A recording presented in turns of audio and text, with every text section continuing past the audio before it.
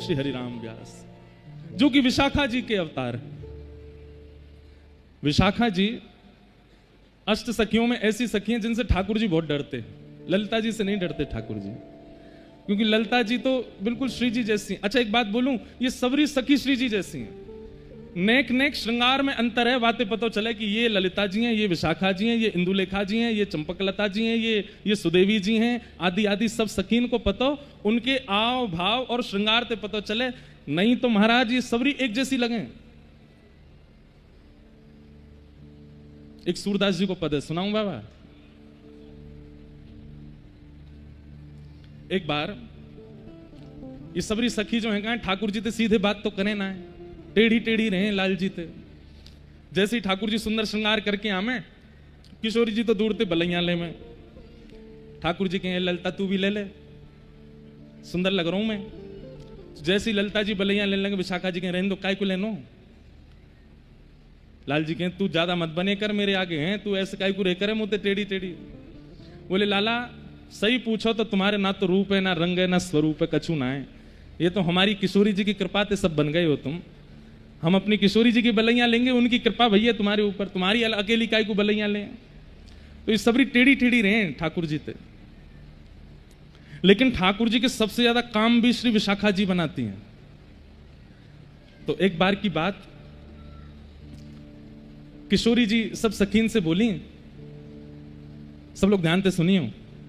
किशोरी जी सब सखीन से बोली मेरी तुम लोगों से एक प्रार्थना है। बोले कहा प्रार्थना है?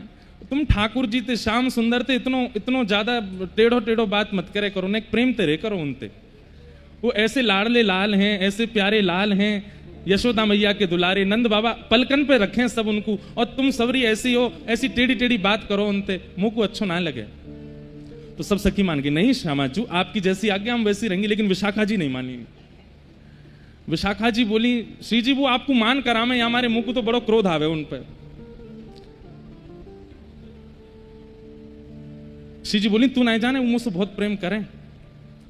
तो विशाखा जी बोली तो श्री जी एक काम करें। बोले कहा? बोले एक बार उनकी परीक्षा ले लें कि वो आपसे कितना प्रेम करें। तो लाडली जी बोली कर ले। बोले कहा करना पड़ेगा?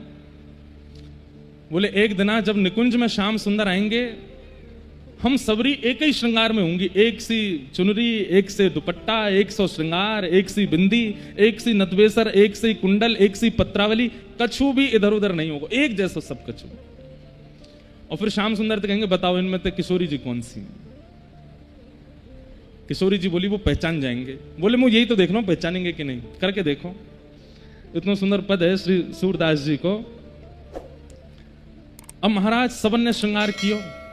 विशाखा जी सबको श्रृंगार लेके आई हैं, नीले नीले वस्त्र पहने हैं सबन ने, गुलाबी घेरा पहने हैं, एक जैसी बिंदी, एक जैसे कुंडल, एक जैसी नतवेसर, एक जैसो काजल, सब कुछ एक जैसो। और वास्तव में ये स्थिति है गई, जैसे ही श्रृंगार करके आठों सखी और किशोरी जी जैसे ही निकुंज में आई, तो आपस में सखी नहीं पहचान पा रही है, इनमें तो ललिता कौन सी है, इनमें तो विशाखा कौन सी, इनमें तो किशोरी जी कौन सी है, इनमें तो इंदुलेखा कौन सी है। आपस में सबरी एक दूसरे से जाके अरे ने मुझे तो बता दो तुम कौन सी हो। अरे मैं सुदेवी हूं। अच्छा मुझे तो लगी श्री जी है। वो श्री जी कहाँ है? अरे श्री जी तुम कौन सी हो? श्री जी ने हाथ मैं यहाँ हूं। बोले हाँ अब ठीक है, हम ही नहीं पहचान पा रही है श्री जी कहाँ है, तो श्याम सुंदर कैसे पहचानेंगे?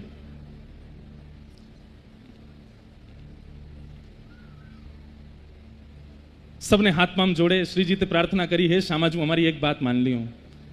इतकू देखो भैया, भाई लोगों सब इतकू देखो, लोग तो आते जाते रहेंगे, कहा करना है, 2 घंटा की बात है। सब सखीन ने किशोरी जी के पाम परे, बोले हे श्यामाजू आपसे हमारी एक ही प्रार्थना। बोले कहा? आप इतनी भोरी हो, इतनी सीधी हो, श्याम सुंदर आपको दूसरे नामन से पुकारेंगे और आप तुरंत बोल पड़ोगी हाँ मैं यहां हूं। तो आपसे हमारी प्रार्थना बोलियो मत, सौगंध है हमारी। हे कृष्ण मनोहारिणी, एक बार अगर वो कह देंगे सो ही आप कहोगी हाँ श्याम सुंदर बोलो, चुप रही हो, बिल्कुल बोलना नहीं है एक शब्द भी। और वो कितनी भी मधुर लीला करें, ज्यादा प्रसन्न होना नहीं है, क्योंकि प्रसन्नता मुख पे आवे, नेत्रन में प्रेमाश्रु आ जाएं, वासु पता चल जाए कि किशोरी जी हैं। ठाकुर जी की लीला देख के किशोरी जी के प्रेमाश्रु छलक पड़े। आज ललिता जी, विशाखा जी सब चरण पड़ रही, बोले हाँ श्यामाजू आज ना तो हंसनो है, ना प्रेमाश्रु बहाने, ना कछु करनो है। ऐसी भोली की सुबह से पढ़ा रही है सबरी। ऐसो करें तो तुम ऐसे रही हो, ऐसो करें तो तुम ऐसे, बल्कि विशाखा तो यूं कह रही मेरी जैसी है जाओ। बोले कहा टेढ़ी टेढ़ी रही हो आज उनते, उनको यूं लगा कि यही विशाखा है। किशोरी जी बोले मुंह पे तो जो होएगा ना। अच्छा तुम कछु नहीं, तुम पीछे खड़ी रही हो, कछु मत करियो, बस आन दो। आज संध्या भई, शाम हेते ठाकुर जी आए। आहा, जैसे ही निकुंज में प्रवेश कियो, प्रवेश करते ही ठाकुर जी बोले हे वृषभानु नंदिनी, हे कृष्ण मनोहारिणी, हे श्यामाजू, हे प्यारीजू, आप कहाँ हो? मैं निकुंज में आए गयो। एक संग 10 दिशांते आवाज आई, हे प्रियतम मैं आ रही हूं। ठाकुर जी बोले यहां तो आवाज आई, यहां तो आवाज आई, यहां तो ये भयो का। और एक संग सबरी निकुंजन में थे एक साथ श्री जी प्रकट है गए। ठाकुर जी कहे अरे श्री जी इतने पीछे, हाँ श्याम सुंदर है, यहूं श्री जी, यहूं श्री जी, यहूं श्री जी, और चारों तरफ 9 श्री जी खड़ी हैं एक साथ। ठाकुर जी बोले भैया जी का बवाल है? हे श्यामाजू आप कौन सी हो? तो 9 की 9 एक संग कह रही हैं मैं ही श्यामाजू हूं। ठाकुर जी कह रहे हैं भैया ये कैसो खेल है रो है, ये कैसी नई लीला है रही है आज। आहा, सूरदास जी बहुत सुंदर वर्णन कर रहे हैं भाव को।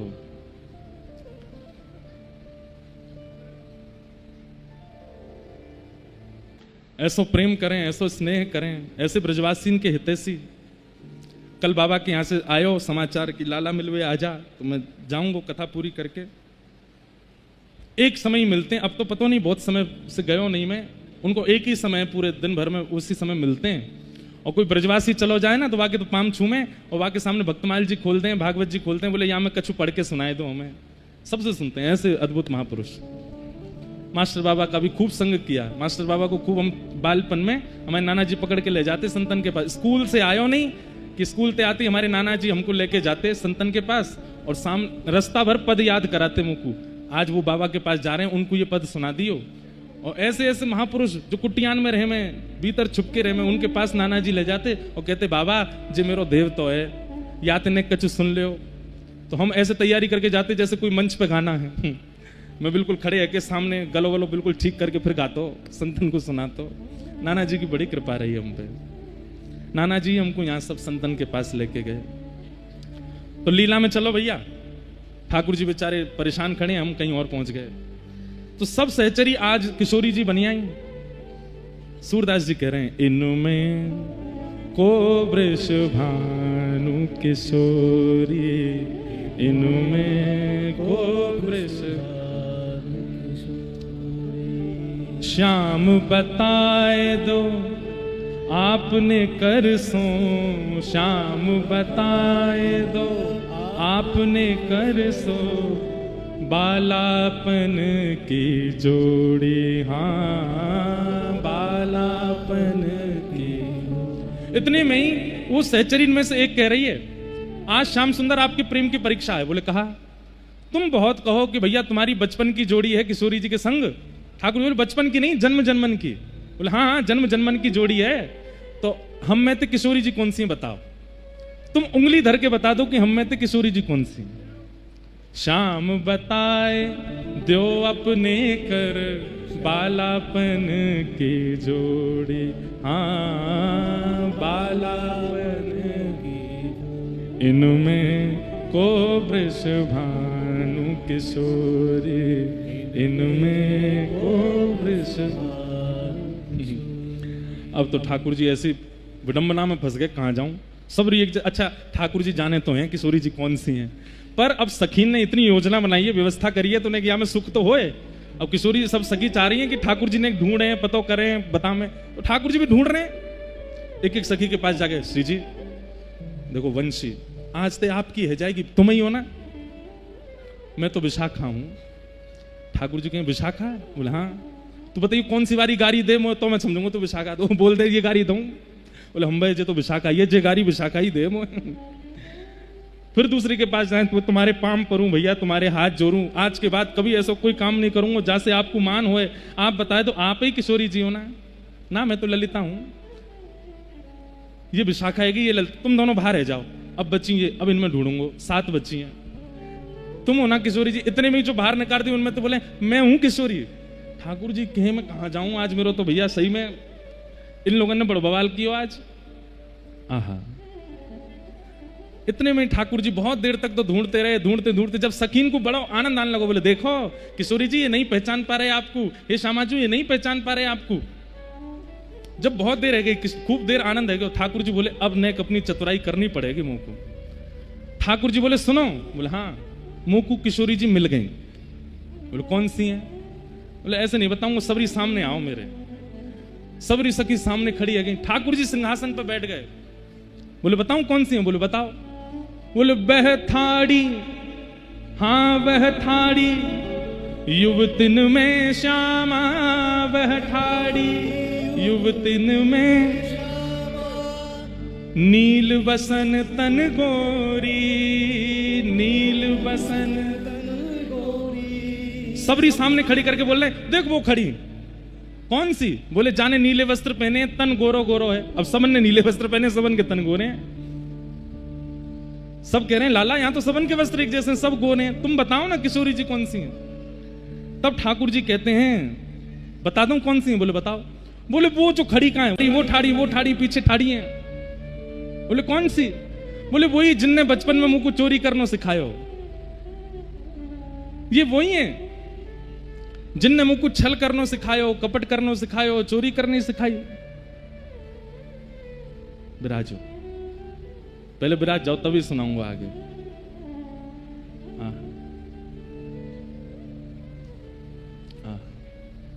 यही राग रखी हूं। क्या कह रहे हैं ठाकुर जी? वह थाड़ी युवतिन में श्यामा, वह ठाड़ी नील बसन तन गोरी, नील बसन तन गोरी। सब सहचरी बोली लाला यहां तो सब नीले वस्त्रन में हैं और सब गोरे गोरे हैं, श्यामा जी कौन सी हैं जो बताओ? अरे वो जो खड़ी कहां है बीच में, तुम लोगन के बीच में खड़ी कहां है? बोले कौन सी? बोले जिनमो बालापन में इन्हीं सिखायो, बालापन में बहुविधि माखन चोरी, हाँ बहुविधि माखन चोरी। अरे इन्हीं मोकू बचपन में छल करनो, बल करनो और माखन चुरानो और या तरीका की सब योजना बनानो, इन्हीं तो मुझको सिखायो। अब जैसे ही ठाकुर जी ने कही कि इन्हीं मुझको छल बल माखन चोरी बहुविधि चोरी सिखाई, इतने में ही किशोरी जी बोल पड़ी मैंने कब सिखाया तुमको? अब जैसे ही किशोरी जी बोली मैंने कब सिखाया, ठाकुर जी बोले ये रही श्यामा जी। विशाखा ललता सब सिर पीटे, बोले काय को बोली आप? अरे मैंने सिखाया ही ना, जब इनको तो झूठ बोल रहे हैं, मैंने इनको छल सिखायो, मैंने इनको चोरी सिखाई, झूठ बोलो तुम। अरे मेरी प्यारी भोरी भारी श्यामा जी आजा आजा, और ले करके यूं गले में ले गए भैया ये रही श्यामा जी। सब सखी बोली हे श्यामा जी आप अद्भुत हो, आज आपसे कही हमने कि बोलना नहीं है। किशोर जी बोले हाय राम मैं तो भूल ही गई, वो तो याद ही ना रही। ठाकुर जी आज बड़े प्रसन्न हैं। चल रही ललता इतकुआ, ए विशाखा चल पाम दबा मेरे, देख मैंने ढूंढ ली किशोरी जी, पता कर ली कौन सी श्यामाजू। विशाखा जी बोली लाला तुम ये छल बल कर, वो इन्हीं तो सिखाया मुझको। को वृषभानु किशोरी इन में, को वृषभानु किशोरी इनके गुण की ग्रथित मालूम है, इनके गुण की ग्रथित मालूम है। ठाकुर जी किशोरी जी की प्रसादी माला पहनते हैं, पता है क्यों?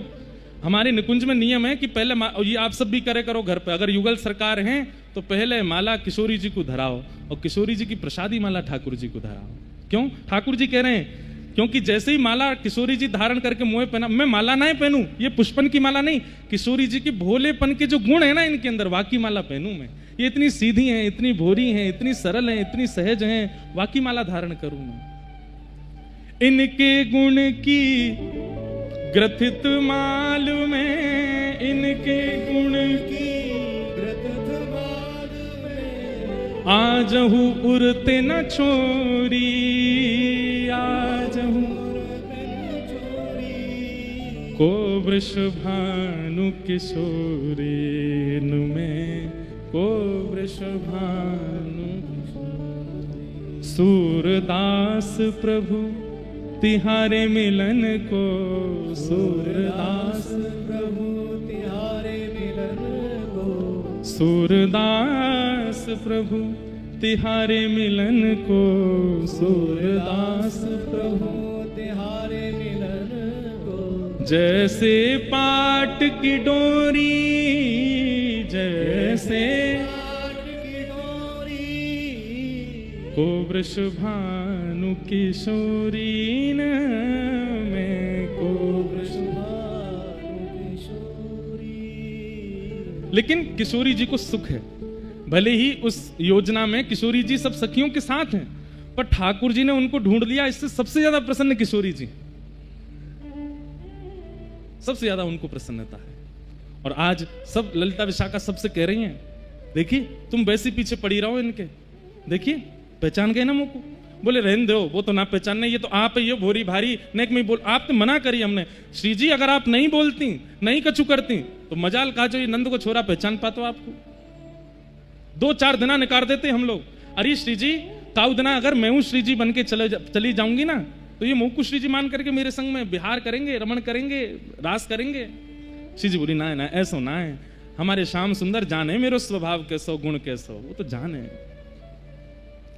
किशोरी जी इतनी भोली है हमारी, इतनी सरल है, इतनी सहज है। हाँ।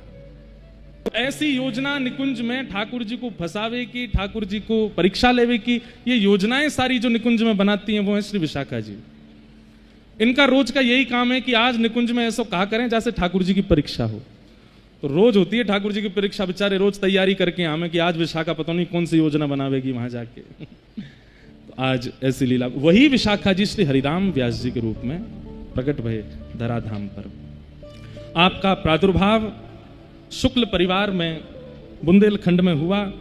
आपके पूज्य पिताजी महाराज श्री सुमुखन जी शुक्ल, उनके यहाँ आपका जन्म हुआ। बाल्यकाल में ही आपको सरस्वती सिद्ध हो गई और सरस्वती मंत्र की ऐसी उपासना की कि सरस्वती जी ने स्वयं प्रकट होकर के आपको सिद्धि प्रदान कर दी। ये जिस ग्रंथ को एक बार देख लेते थे तो वो कंठस्थ हो जाता था। साक्षात वाणी पर सरस्वती जी विराजमान हो गई। अच्छा, एक बात तो सिद्ध हो गई आचार्यों के चरित्र से कि अगर कई बार वृंदावन से बाहर भी जन्म होता है तो इसका मतलब यह नहीं है कि ब्रज की कृपा नहीं है। कई आचार्य चरण वृंदावन से बाहर जन्मे, लेकिन वृंदावन की उपासना जब वृंदावन आए तो ऐसी प्रबल रूप से उनके चित्त में विराजमान हुई कि उन्होंने ब्रजवासियों में ब्रज में जन्म लेने से वाले से पहले भगवत प्राप्ति कर ली। इसलिए बाहर जन्म लेने वाले इतना ज्यादा अपने आप को कोसा ना करें कि हम बाहर क्यों जन्मे। और कई बार ब्रज में जन्म लेने वाले बेचारे बाहर वाले इनको इतना ज्यादा उत्पीड़न ना दिया करें, तुम तो बाहर जन्मे हो, तुम तो बाहर के हो, हमें ब्रजवासी नहीं। तन ब्रज में रहे वो ब्रजवासी नहीं, जाके मन में ब्रज रहे वो ब्रजवासी। जाके मन में ब्रज वृंदावन रहे, जाके चित्त में सदा प्रियालाल रमण करें वो ब्रजवासी। तन तो बहुत तन को रह रहे हो ब्रज में। एक बात कहूं, बुरा मत मानियो, तनते तो कंस भी रहते हो ब्रज में। तनते तो कंस भी ब्रज में ही रह रहे हो, लेकिन मन में ब्रज ना हो। लेकिन वंशीयली जी जन्मे दिल्ली में, लेकिन मन में ब्रज रह रहे हो। ऐसे श्री हरिराम व्यास आप प्रकट हुए श्री विशाखा जी के अवतार। बाल्यकाल में ही इतने तेजस्वी और इतने विद्वान हो गए कि इन्होंने अपनी विद्वत्ता से पूरे भारत के विद्वानों पर विजय कर ली। आप जाते थे और जगह जगह के विद्वानों को चुनौती देते कि हमसे शास्त्रार्थ करो। शास्त्रार्थ में सबको हरा देते, सबसे विजय प्राप्त करके विजय पत्र लेते और इनकी बैलगाड़ी थी उस पर विजय पत्र चिपका करके चलते थे। जैसे आजकल लोग अपनी पहचान गाड़ी पे लगा के चलते हैं, कौन है, एमएलए हैं, मंत्री हैं, ये हैं, वो हैं। आजकल तो संत महापुरुष भी अपनी पहचान लगा करके चलते हैं, ये हम वो हैं। ऐसे ही हरिराम व्यास जी बैलगाड़ी पे अपनी पहचान लगा के चलते, जहां जहां विद्वानों को हराते उनसे विजय पत्र लिखवा के अपनी बैलगाड़ी पे लगा देते। उनकी बैलगाड़ी में लकड़ी कम दिखाई देती, विजय पत्र ज्यादा दिखाई देते, और सब गांव के शहरों के लोग जय हो, कौन है, हरिराम व्यास। सब जगह दिग्विजय करने के बाद हरिराम व्यास जी से एक स्थान छूटा था, उसका नाम था काशी। आपने काशी के विद्वानों को चुनौती दे दी, तैयारी कर लो, मैं आ रहा हूं और आप सबसे शास्त्रार्थ करूंगा। काशी के विद्वान बोले, भाई विद्वान से शास्त्रार्थ किया जा सकता है, तर्क देने वाले से बात की जा सकती है, लेकिन कुतर्की से जीता नहीं जा सकता। कुतर्की किसको कहते हैं जानते हैं? जो यहां से या यहां से अपनी बात को सिद्ध करता है उसको कहते हैं कुतर्की। तार्किक व्यक्ति से तर्क किया जा सकता है, लेकिन कुतर्की व्यक्ति से कुछ नहीं किया जा सकता।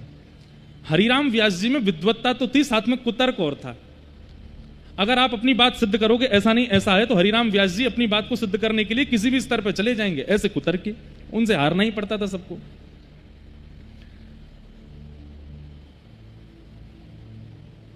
तो हरिराम व्यास जी ने जब काशी के विद्वानों को चुनौती दी तो काशी के विद्वान दौड़े दौड़े गए विश्वनाथ भगवान के पास। हे विश्वनाथ प्रभु, हरिराम व्यास जी आ रहे हैं और हमें पता है कि ये काशी के विद्वानों को हरा देंगे क्योंकि कुतर्की हैं। आप कृपा करो, अपनी काशी की रक्षा करो। इतने विद्वान, क्योंकि एक और चीज होती थी शास्त्रार्थ में, उस जमाने में जो ब्राह्मण हार जाते थे उनको कोई ना तो अपने घर पर अनुष्ठान के लिए बुलाता था, ना उनसे कोई वेद पाठ करवाता था, ना उनकी जीविका ही खत्म हो जाती थी। तो ब्राह्मण बेचारे इतनी चिंता में कि हरिराम व्यास जी ने हरा दिया तो हम लोगों को घर कैसे चलेगा। और सबसे बड़ी बात, काशी का नाम विद्वानों से है, पूरी काशी पर विजय प्राप्त कर लिया, मतलब काशी की हार होगी अगर एक भी ब्राह्मण हारा तो। विश्वनाथ महादेव भगवान से जाके प्रार्थना की, बोले प्रभु कृपा करो। एक बात कहें, काशी ने बहुतों को वृंदावन भेजा।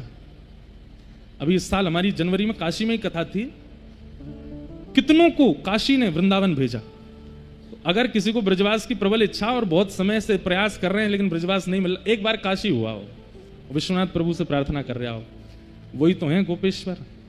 एक बार निवेदन कर आओ, हे नाथ ब्रज में कछु बना दो हमारो। तो हो सकता है महादेव ने प्रबोधानंद जी को भेजा, महादेव ने रूप सनातन गोस्वामी जी को भेजा, महादेव की सन्निधि में ही चैतन्य महाप्रभु सबको ज्ञान दे करके भेज रहे थे वृंदावन। श्रीमद वल्लभाचार्य जी महाराज ने भगवत धाम गमन काशी से किया। गोस्वामी तुलसीदास जी महाराज को भगवत इच्छा और मानस जी का सारा भाव काशी में प्रकट हुआ। काशी सामान्य स्थिति नहीं है। हरिराम व्यास जी काशी पहुंचे, जाकर के चुनौती दे दी, आइए विद्वान सब हमसे शास्त्रार्थ करो। और विद्वान तो कोई गए नहीं, लेकिन विद्वानों ने सबने प्रार्थना की थी। तो अर्धरात्रि का समय महादेव प्रकट हो गए और एक सामान्य से ब्राह्मण का रूप धारण किया, सुंदर त्रिपुंड लगाया, सामान्य से कुर्ता पहना, नीचे धोती पहनी, पहुंच गए हरिराम व्यास जी के द्वार पर। सेवक जनों से कहा कि भैया मैं गरीब ब्राह्मण हूं काशी का, शास्त्रार्थ करने नहीं आया हूं। हरिराम व्यास जी बड़े विद्वान हैं, उनको प्रणाम करने और उनसे कुछ जिज्ञासा पूछने आया। भीतर जाकर के कहा, बोले महाराज द्वार पर एक ब्राह्मण खड़ा है। हरिराम व्यास जी तुरंत बैठ के, बुलाओ भीतर बुलाओ। सामने बिठाया, दीनहीन से बन के गए बिल्कुल। एक बात कहें बंधुओं, भक्ति का फल क्या है? दीनता, धन्यता, सरलता, सहजता, सौम्यता, ये भक्ति का फल है। क्षमा करें, बहुत लोगों को दंभ हो जाता है, भक्ति के बाद भी सौम्य नहीं बन पाते, सरल नहीं बन पाते। दीनता, और विशेष रूप से हमारे गौड़िया वैष्णव परंपरा में दीनता, बड़े बड़े महापुरुषों को हमने दीन देखा। दूर से ही पता चल जाता है कि गौड़िया वैष्णव है, उसकी दीनता से। आप देखो कभी गौड़िया वैष्णव जैसे देखेंगे सामने कोई महापुरुष आ रहे हैं तो वहीं लौट जाएंगे, अभी वो 100 हाथ दूर हैं वहीं से ही दंडवत करेंगे, जरूरी नहीं पास आवे स्पर्श करें। ये उनकी परंपरा, महाप्रभु जी ने दैन्य सिखाया। भक्ति का फल क्या है? दीन होना, सरल होना। और आप सरल सौम्य दीन नहीं हो रहे हो तो भक्ति का दंभ कर रहे हो, भक्ति है नहीं। महादेव बड़े दीन बनकर के आए। हरिराम व्यास जी बोले बताइए। 5 बैलगाड़ी और चलती थी उनके साथ में, उन 5 बैलगाड़ियों में केवल ग्रंथ होते थे। हरिराम व्यास जी बोले जिस ग्रंथ पर हाथ रखोगे, भारतवर्ष के सारे ग्रंथ हैं मेरे पास, उसी ग्रंथ पर शास्त्रार्थ करूंगा, बताओ कौन सा ग्रंथ निकाल के लाऊं। महादेव बोले उनको वहीं रहने दो, मेरी एक जिज्ञासा है, उस जिज्ञासा का समाधान कर दो। आप भी बताइए, समाधान लेने के लिए हरिराम व्यास के पास आए? ये तो किसी विद्यालय के अध्यापक से जाके पूछ लीजिएगा आप, मैं समाधान करने बैठा हूं यहां पर, मैं शास्त्रार्थ करने बैठा हूं। बोले नहीं, आप बड़े ज्ञानी हैं, तो मुझे लगा कि आपसे ही पूछ लेता हूं। जल्दी पूछो क्या बात है। महादेव बोले भगवान, विद्या का फल क्या है? आपने उत्तर दिया विवेक। विवेक मतलब सही और गलत की पहचान, इसे विवेक कहते हैं। बोले विद्या का फल क्या? बोले विवेक की प्राप्ति। और विवेक का मतलब क्या होता है? बोले सही और गलत की पहचान। महादेव बोले क्या आपको विवेक हो गया? हरिराम व्यास जी बोले मतलब आप विद्वान क्यों बने थे? आपने इतने शास्त्रों को कंठस्थ क्यों किया था? उसके पीछे उद्देश्य क्या था? हरिराम व्यास जी कुछ नहीं बोले। बोले उद्देश्य था। महादेव बोले मैं बताऊं? ब्राह्मणों को हराना, उनके हृदय को पीड़ा पहुंचाना, उनके घर बार से सारी रोटी कपड़े को बंद करवा देना, उनकी दक्षिणाओं की आमदनी बंद करवा देना। आप इसलिए विद्वान बने हैं। दक्षिण से लेकर के उत्तर तक कितने ब्राह्मणों के घर उजाड़ दिया आपने अपनी विद्वत्ता से। आप जाते हैं और जाकर के उस ब्राह्मण को शास्त्रार्थ में हरा, और इतना ही नहीं, उसे हरा करके उसी से आप पत्र लिखवाते हैं कि मैं हरिराम व्यास जी से हार गया, और बेचारे की रोटी पानी बंद हो जाती है पूरी दुनिया में। यही आपका विवेक है। और क्षमा कीजिए, अगर भगवान ना करे आपकी 100 वर्ष की उम्र अगर हो गई तो पूरे भारत में तो किसी विद्वान को आप छोड़ोगे ही नहीं, सबके घर की आजीविका बंद करा दोगे। क्या यही आपका विवेक है? सुनकर के हरिराम व्यास जी घबरा गए और तुरंत हाथ पकड़ करके बोले मैं बहुत ब्राह्मणों से मिला हूं, इतनी शीलता से, इतनी दैन्यता से अपनी बात को रख रहे हो, आप कोई दैव पुरुष हो। रूप बदल करके मेरे सामने आए हो, प्रत्यक्ष प्रकट हुई, आप कौन हो? इतने में ही ध्याये नित्यम महेशम रजत गिरिनिभम चारु चंद्रावतंसम रत्नाकल्पोज्ज्वलांगम पयश मृगवराभीति हस्तम प्रसन्नम पद्मासीनम समन्ताः स्तुतममर्गणे व्याधिकृत्यं वसानं विश्वाद्यं विश्ववन्द्यं अखिल भयरं पंचवक्रं त्रिनेत्रं। बोलो देवादिदेव महादेव शंकर भगवान की। प्रकट हो गए विश्वनाथ प्रभु सामने। अच्छा एक बात देखी बाबा, शंकर जी को संबंध तीनों रसिकंते हैं, हितरवंश महाप्रभु से भी, स्वामी श्री हरदास जी से भी और हरिराम व्यास जी से भी। तीनों आचार्यों के पास महादेव आए। अभी अमृतसर में जो कथा थी उसमें बाबा ने कही भी ना कि महादेव की कृपा से ही ब्रज के रसिक बने हैं। महादेव प्रकट हो गए, आहा, जैसे ही देखा बिल्कुल मेरू पर्वत के समान स्वरूप, चरणों में गिर गए हरिराम व्यास जी। बोले जय जय महादेव, दंडवत प्रणाम। रुदन करने लगे, बोले मुझसे क्या भूल हो गई? तो महादेव ने सिर पे हाथ रखा और हरिराम व्यास ने ही कहा, क्या कहा? विशाखा, अरे प्यारी विशाखा। जैसे विशाखा शब्द सुना नेत्र बंद हो गए हरिराम व्यास जी के, सहज ही नेत्रों से अश्रुपात होने लगा, प्रिया प्रियतम की ओझल सी झांकी दिखाई देने लगी। तुरंत बोले महादेव ये नाम सुनकर के मुझे इतनी प्रसन्नता क्यों हो रही है? महादेव बोले क्योंकि तुम विशाखा हो, आप अपने रूप को भूल रही हो विशाखा। आपका काम विश्व भर में घूम करके लोगों को हराना नहीं है, आपका काम तो वृंदावन का यश गाना है। आप विशाखा हो, वृंदावन महिमा गाने के लिए आई हो धराधाम पर। अब देरी मत करो, वृंदावन प्रस्थान करो। हरिराम व्यास जी व्याकुल हो गए, उसी समय निकल पड़े काशी से और वृंदावन नहीं गए सीधे। बहुत ध्यान से सुनना, वृंदावन नहीं गए, ओरछा गए। और ओरछा में जाकर के बेतवा नदी के तट पर बैठ करके प्रतीक्षा कर रहे हैं कि एक बुलावा आ गया, एक और आ जाए। एक बुलावा और यदि मुझे व्रज का आ गया तो मैं समझ जाऊंगा कि मुझे व्रज जाना चाहिए। और मानो जैसे वो हरिराम व्यास जी स्वयं को दंड दे रहे हैं कि मैंने इतने वर्ष तक वृंदावन से वंचित रहा, अपने आप को दंडित कर रहे हैं। सीधे वृंदावन नहीं गए, ओरछा गए। खूब आनंद भयो। ऐसे पूज्य महाराज जी पधारे, सब संत वृंद मंच पर विराजमान, उपस्थित सब ब्रजवासी गण, सबको जय श्री कृष्ण। हरिराम व्यास जी को चरित्र चल रहे हो है और महादेव ने हरिराम व्यास जी को आज्ञा दी है कि आप वृंदावन जाओ, क्योंकि आपको काम अपनी विद्वत्ता से लोगन को हरानो नहीं है, आप तो विशाखा हो। बाबा बहुत ऊंची बात है कि महादेव की आज्ञा के बाद भी हरिराम व्यास जी सीधे वृंदावन नहीं गए, पहले ओरछा गए। क्यों? इसके पीछे दो कारण हैं।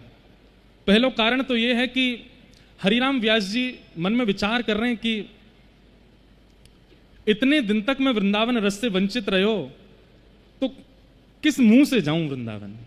तो स्वयं को दंड की भावना से पहले ओरछा लेकर के गए और प्रतीक्षा कर रहे हैं कि कोई आचार्य चरण कृपा करेंगे तो ही जाऊंगा। और हरिराम व्यास जी सोच के बैठे हैं कि अगर वृंदावन रस या वृंदावन का कोई भी व्यक्ति अगर मुझे आगामी 10-15 दिन के अंदर मिल गया और उसने मुझ पर कृपा कर दी तो मैं वृंदावन जाऊंगा। और दूसरी बात, हरिराम व्यास जी मन में विचार कर रहे हैं, आज तक विश्व गुरु बनने की सोची, अब गुरु बनाऊंगा तब वृंदावन जाऊंगा, बिना गुरु के ब्रज नहीं जाऊंगा। क्यों? क्योंकि बिना गुरु के अब तक रहे हो, मुझसे अपराधी बने रहे। बंधुओं, गुरु का स्वरूप क्या है? जो आपके अपराधों का बोध करा दे और फिर पुनः अपराध न करने के लिए सावधान कर दे, वो गुरु है, वो गुरु है। और इसमें गुरु कोई कमी नहीं छोड़ते हैं, कमी शिष्यों की तरफ से ही होती है। कल पूज्य महाराज जी के सन्मुख बैठे, बहुत देर चर्चा चली और महाराज जी ने जो भाव बताए कि भैया हम लोग प्रभाव के पीछे बहुत जल्दी पड़ जाएं। बहुत ध्यान से सुनिए सब लोग, हम प्रभाव के पीछे बहुत जल्दी भागते हैं। जैसे हमें दिखाई दे कि भाई इन गुरुजी को प्रभाव बहुत अच्छा है, तो हम लोग उनसे ही दीक्षा लेने का मन बना लेते हैं। कई लोग तो ऐसे होते हैं जो पूर्व से दीक्षा ले चुके हैं, लेकिन दूसरे महापुरुष का प्रभाव देख करके लगता है ये वाले ज्यादा प्रभावशाली हैं, हमारे वाले कमजोर हैं, इनसे ले लो। यहीं से आपका पतन प्रारंभ हो जाता है। प्रभाव नहीं, स्वभाव को गुरु बनाओ। प्रभाव तो बहुतों का है और प्रभाव बहुत दिन तक टिकता नहीं, स्वभाव टिकता है। अरे धन्य हैं श्री विट्ठल विपुल देव जी, जिन्होंने प्रभाव नहीं स्वभाव। देखो स्वामी जी को, अगर प्रभाव देखना हो तो महाराज बड़े बड़े महलन में विराजते बड़े, लेकिन आप गुदरी पहन करके रह में करुआ हाथ में रखें, प्रभाव नहीं है। लेकिन विट्ठल विपुल देव जी स्वभाव देख रहे हैं। श्री हरिराम व्यास जी हितरवंश महाप्रभु को स्वभाव देख रहे हैं, इसलिए गुरु बना रहे हैं। गुरु महिमा के ऊपर महाराज जी कल बहुत अच्छी बात कह रहे हैं कि भैया जासे एक बार शरणागत है गए हो, उसको सर्वोपरि अपने आप को बेच दो। वो चाहे जैसे भी हो, उनसे भी ज्यादा प्रभावशाली चाहे जितने आ जाएं, उनको प्रणाम कर लो, उनको दंडोत कर लो, लेकिन हमारे गुरुजी सर्वोपरि हैं। ये भावना, इसी भावना से ही भगवत प्राप्ति हो जाएगी। ये भावना चित्त से ना जावे। हमने महाराज जी, हम श्री वैष्णव परंपरा में हैं, पिछले 9 वर्ष से पिताजी महाराज की कृपा से, आप लोगों के आशीर्वाद से टूटी फूटी वाणी में सेवा कर रहे हैं, पर आज तक दीक्षा नहीं दी। क्योंकि मन में भाव आता है कहीं प्रभाव देख के तो नहीं आगे होगो। कल को मोते बढ़िया प्रभाव बारो आगो तो ले गुरु जी कंठी माला धरो, हम तो वहां जा रहे हैं। कितनो कष्ट होएगो, कितनो पीड़ा होएगी। भैया दूसरे गुरु को प्रणाम करो, दूसरे गुरु की श्रवण करो, कथा सुनो, वंदन करो, पर अपने गुरु सदा चित्त में रहने चाहिए। अपने गुरु, भैया दूसरे की माता जी मिले तो हम प्रणाम करें, दूसरे के पिताजी मिले तो प्रणाम करें, उनकी सेवा भी करें, उनको पूछें भी हैं, लेकिन अपने माता पिता तो अपने ही रहेंगे ना। ऐसे गुरुदेव यदि अचल रूप से और पूर्ण विश्वास के रूप से चित्त पर विराजमान है, तो भगवत प्राप्ति केवल इस नियम से हो जाएगी कि आप अपने गुरु के प्रति सर्वोपरि निष्ठा रखो, अपने गुरु को सर्वस्व मानो। तो श्री हरिराम व्यास जी मन में विचार कर रहे हैं कि मैं अपराधी हूं और जब तक गुरु नहीं मिलेंगे तब तक वृंदावन नहीं जाऊंगा। और तभी उन पर कृपा हो गई। एक दिन बेतवा नदी के तट पर भोर में ही श्री नवलदास जी हितरवंश महाप्रभु के अनुयायी बैठ करके भोर का राग गा रहे थे, सुबह सुबह का राग गा रहे हैं। आहा, आज अति राजत दंपति भोर, आज अति राजत दम। सब लोग पीछे दोहराओ।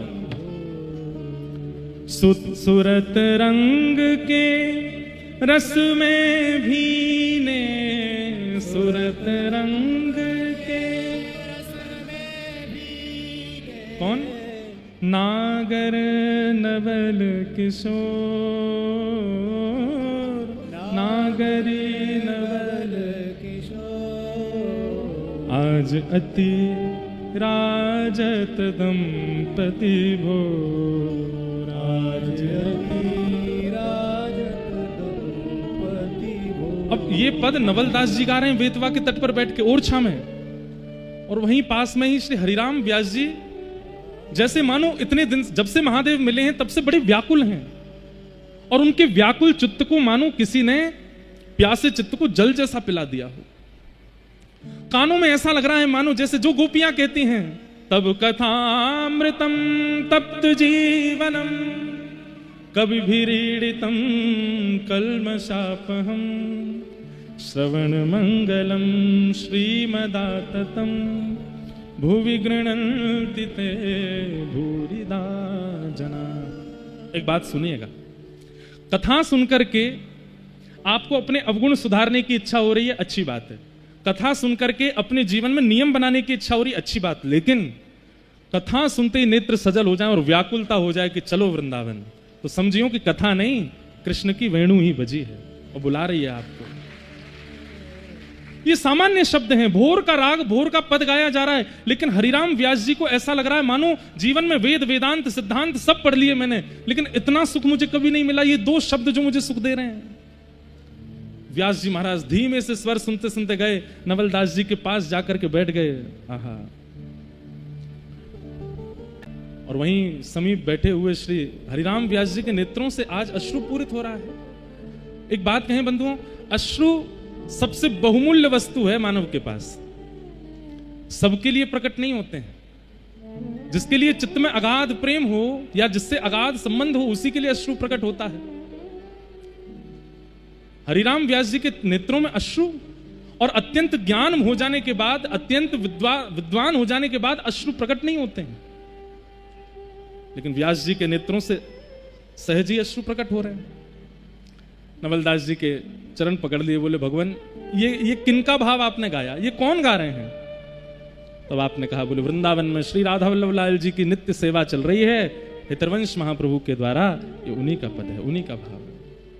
बस मिल गए मेरे गुरु जी, यही है मेरे गुरुदेव, जिनके भाव सुनते ही मेरे चित्त के सारे कलमश दूर हो गए, जिनके भाव श्रवण होते ही मेरे नेत्र सजल हो गए, जिनके भाव श्रवण करते ही मुझे त्याग की इच्छा हो गई है, ओरछा छोड़ने का मन हो रहा है। हरिराम व्यास जी सामान्य नहीं है, ओरछा के राजगुरु हैं, कोई इतनी जल्दी पदवी त्यागता नहीं, लेकिन त्याग की सहज भावना प्रकट होने लगी। ऐसे त्याग की इच्छा मन में आने लगी कि बस सब संसार व्यर्थ है, जिनकी वाणी सुनकर के ऐसा हो जाए समझो यही गुरु हैं। गुरु जी को वंदन भी कर रहे हैं और खूब संग्रह भी करते जा रहे हैं। समझो गुरु में तो गुरुत्व था, आप में शिष्यत्व नहीं आया, अभी छोड़ दिया सब कुछ, लेकिन 5 बैलगाड़ियां लेकर के गए जिनमें ग्रंथ थे और निकल पड़े वृंदावन को। अब गुरु जी मिल गए, अब जाऊंगा वृंदावन। सीधे राधा वल्लभ जी के मंदिर पहुंचे, श्री राधा वल्लभ लाल का दर्शन किया। बोलो राधा वल्लभ लाल की। हरिराम व्यास जी पहली बार आए हैं वृंदावन, श्री राधा वल्लभ जी को देखते ही मन में सहचरी भाव उत्पन्न होने लगा, क्योंकि विशाखा है, देख करके आनंदित हो गए। अपने सेवकों से कहा कि महाप्रभु जी कहां हैं, मुझे उनके दर्शन करने हैं। सेवक जन महाप्रभु जी के पास लेकर के गए।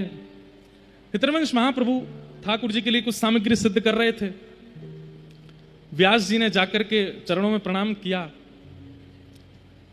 महाप्रभु जी ने व्यास जी को देखते ही सामग्री जो सिद्ध कर रहे थे वो नीचे पधरा दी, चूल्हा से उतार दिया। हरिराम व्यास जी बोले, आप ये मत कीजिए, आप प्रसादी बनाते रहिए, मैं कोई बीच में व्यवधान बन के नहीं आया हूं। महाप्रभु जी बोले, तुम्हारे चित्त में बड़ी अभिलाषाएं हैं और अभिलाषाओं की निवृत्ति मुझे मुख से करनी होगी और उसमें मन लगाना होगा, और मन एक बार में एक ही क्रिया करता है। मैं प्रसाद बनाते बनाते तुम्हारी जिज्ञासा का उत्तर नहीं दूंगा। ठाकुर जी की सेवा में इतनी चूक नहीं होनी चाहिए। देखिए बात सुनिएगा बहुत ध्यान से। कई लोग होते हैं वो भगवत सेवा में 2 काम एक साथ कर रहे हैं, ठाकुर जी की सेवा की प्रसादी भी बना रहे हैं और अपनी घर गृहस्थी को भी चला रहे हैं, बाहर जाकर के बच्चों को भी तैयार कर रहे हैं, पति को भी ये कर रहे हैं, फिर ठाकुर जी को भी कर रहे हैं। नहीं, महाप्रभु जी कहते हैं ये मन जब ठाकुर जी की सेवा में तो फिर वहीं लगे, उस समय कोई दूसरी क्रिया इस मन से ना हो।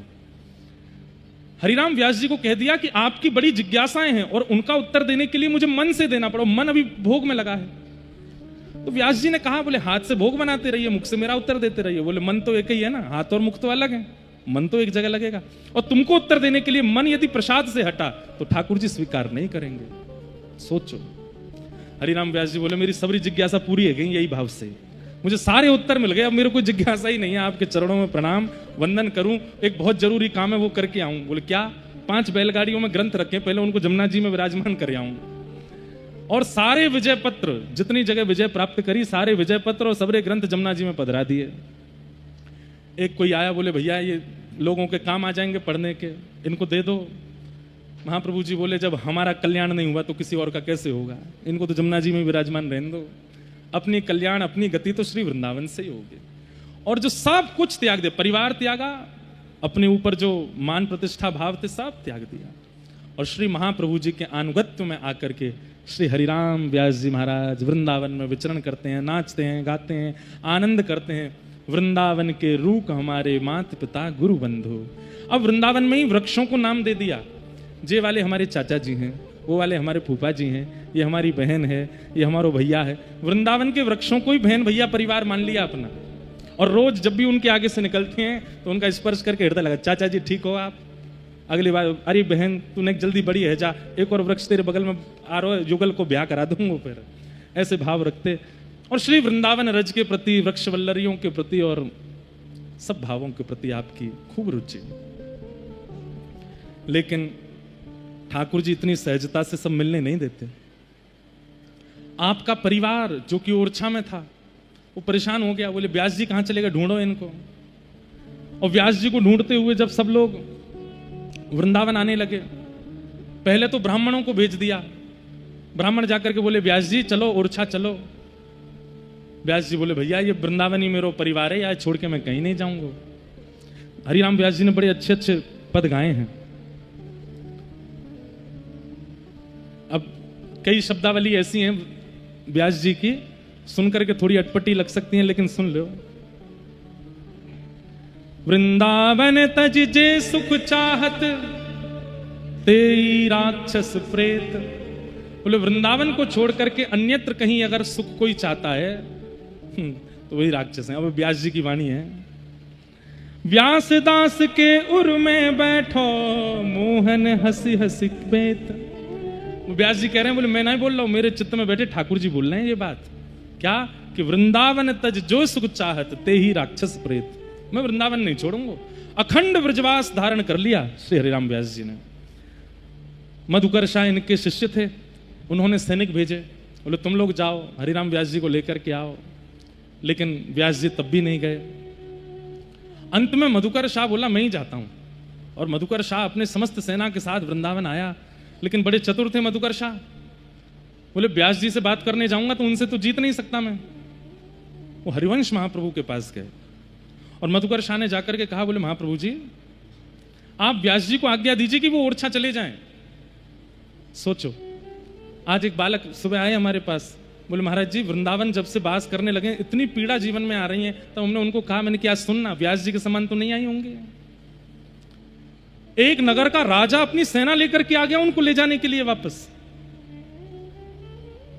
और सीधे उसने कहा व्यास जी से बात नहीं करेंगे, हम गुरु जी से बात करेंगे। महाप्रभु जी हितरवंश जी के पास गए और कहा, महाप्रभु जी आप इनको आज्ञा दीजिए कि ओरछा जाएं। तो महाप्रभु जी बोले, भैया तुम जानते हो हरिराम व्यास जी वृंदावन से कितना प्रेम करते हैं, क्यों चाहते हो कि वो वापस जाएं? तो ऐसी बात कह दी मधुकर शाह ने कि जिस पर हितरवंश जी को भी सोचना पड़ गया कि ये सही कह रहे हैं। क्या बोले? बोले महाराज जी अगर व्यास जी वृंदावन रहेंगे तो केवल अपना कल्याण करेंगे, लेकिन इतना विद्वान, इतना विरक्त, इतना भक्ति भाव वाला व्यक्ति ओरछा में रहेगा तो कितनों का कल्याण करेगा। इनके प्रवचन होंगे, इनकी कथा होगी, लोग इनके अनुगत्य में आएंगे तो कितनों को वृंदावन वास मिलेगा। ये बात सुनकर के महाप्रभु जी बोले बात तो ठीक है। बोले आप उनको आज्ञा दे दीजिए कि वो ओरछा चलेंगे, यदा कदा आते रहेंगे वृंदावन। तो महाप्रभु जी ने मन बना लिया कि ठीक है आज हम व्यास जी को आज्ञा कर देंगे कि तुम वृंदावन से चले जाओ। ये बात चल रही थी राधा वल्लभ जी के प्रांगण में और श्री व्यास जी थे निधिवन राज में स्वामी जी के पास। व्यास जी का नियम था वो नित्य स्वामी जी के पास जाते थे और वहां श्री बिहारी जी का दर्शन करना, स्वामी जी के अनुगत्य में बैठ करके खूब पद की रचनाएं सुनाना, स्वामी जी के भाव श्रवण, रसिक रसिक मिलकर के आनंद करते। स्वामी जी के प्रति बड़ी गुरु निष्ठा थी व्यास जी की। निधिवन में आनंद करने के बाद जैसे ही निकले, यहां पर महाप्रभु जी प्रतीक्षा करने की व्यास आवे तो मैं आज्ञा दूं कि भैया तुम ओरछा जाओ। और गुरु आज्ञा पर इतनी निष्ठा थी कि गुरु जी की आज्ञा को टालते नहीं थे व्यास जी। इतने में ही एक सेवक रास्ते में ही मिल गया। बोले व्यास जी आज राधा वल्लभ जी मत जाइयो। बोले क्यों? बोले मधुकर शाह ने आकर के गुरु जी से कह दिए महाप्रभु जी आपको आज्ञा देने वाले हैं कि आप ओरछा चले जाओ। ये सुनते ही धड़ाम से गिरे व्यास जी और ब्रज की रज में लिपट करके बोले मैंने क्या अपराध किया हे वृंदावन, मुझसे कैसा अपराध है गए? ब्राह्मण आए, सैनिक आए, राजा आए, मोकू कोई, लेकिन आज मेरे गुरुदेव आज्ञा करेंगे मोकू कि तू ब्रज से चलो जा। वृक्षों के पास जाते हैं, लिपट लिपट करके रोते हैं, बोले मैंने कहा अपराध किया, आप सब मेरो त्याग क्यों कर रहे हो, मुझको वृक्ष से जावे की आज्ञा क्यों दिलवा रहे हो।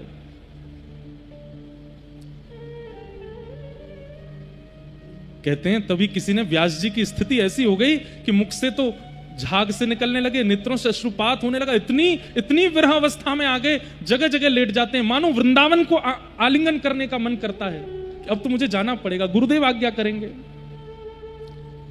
किसी ने जाकर के हितरवंश महाप्रभु से कहा, महाप्रभु जी व्यास जी को बचा लीजिए।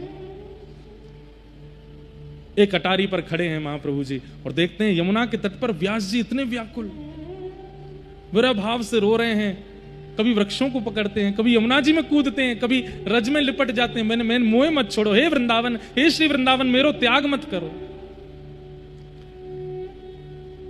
ये स्थिति जब देखी हरिराम व्यास जी की, महाप्रभु जी ने तुरंत मधुकर्षा को बुलाया, बोले इधर आओ, बोले देखो ये हरिराम व्यास है।